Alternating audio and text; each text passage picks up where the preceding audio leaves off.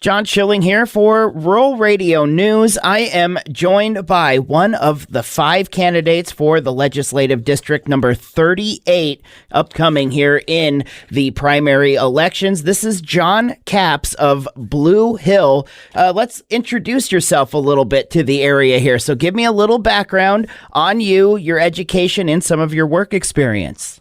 All right. Well, thank you for having me on. I'm an Army veteran, a business owner, and a systems architect, and I've spent my career solving complex problems. Right now, Nebraska families are being squeezed by high property taxes, overregulation, and limited economic growth. I'm running to grow our economy, lower the tax burden, and make our community stronger by improving infrastructure and cutting red tape. I'd be honored to earn your support. And are you originally from Blue Hill, or tell us a little bit about yourself? No, my family actually came from Lincoln. My father was born in Lincoln, but he left rather quickly. He was a jazz pianist, and so he wanted to go elsewhere. However, I moved here to spend time with my dad when he came back to Lincoln, and he had cancer. So I came back and been in and out of the state ever since. I went to high school in North Mesquite High School, and that's a suburb of Dallas, Texas. I also went to the University of Texas at Dallas, where I got my BA, and I was working on a master's degree, an MBA. When I dropped out of that and started my first company, well, first of several companies. You might call me a serial entrepreneur. I like doing businesses. I like being involved. When I left that, I basically went into the military from Texas.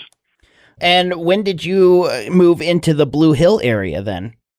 About 9 years ago, my sister and her husband owned the Blue Hill Motel, and she wanted to retire, and I was getting tired of running all around the country, if you will. I was working for Microsoft and IBM and Infosys, et cetera.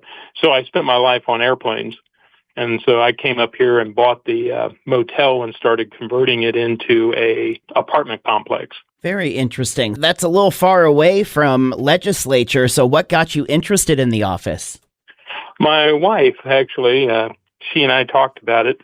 She had one rule that, if I was going to complain about something, then I should actually jump into it and fix it.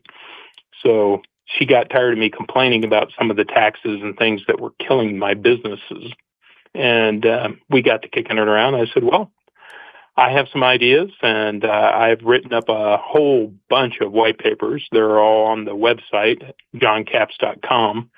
So you can kind of sort of read through the types of things I'm looking at and how I would approach the problems to actually fix them. If you were elected, what are 1 or 2 of your biggest goals you'd like to achieve? Well, I'd have 3 top priorities if I got elected. The first would be lowering property taxes, but the way I'm going to approach that is by growing the tax base and controlling spending. The second thing I'd do is build infrastructure. We can't really grow the tax base, bring and attract new businesses to the area unless we have an infrastructure that can support them. So that would be water, sewer, and broadband. And then the last thing I'd work on is cutting the red tape. Businesses can't grow and thrive if they're just being strangled by a bunch of regulations.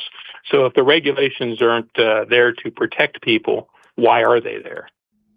And that was Jon Capps, one of the 5 candidates running for Legislative District number 38, coming up here with the May 12th primary elections on the Rural Radio Network.